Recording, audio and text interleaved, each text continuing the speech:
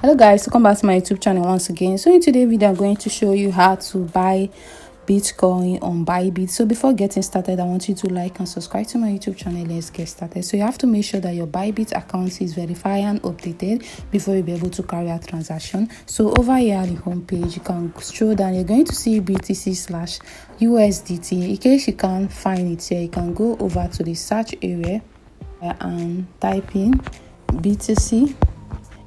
You're going to see many of them here, which is USDC, EUR, and many more. So let's go over to the BTC/USDT, and here you have to make sure that it is at the buy options. You're about to buy BTC, and over here at the limits, you can also put the amounts which you want to buy Bitcoin, and you can also show it by using the plus and the minus sign over here, and you can put it at 100%, and over at the other value, which is the USDT.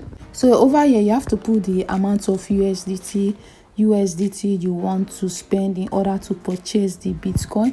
You can put the amount you want, and when you are done with that, you can go over to buy.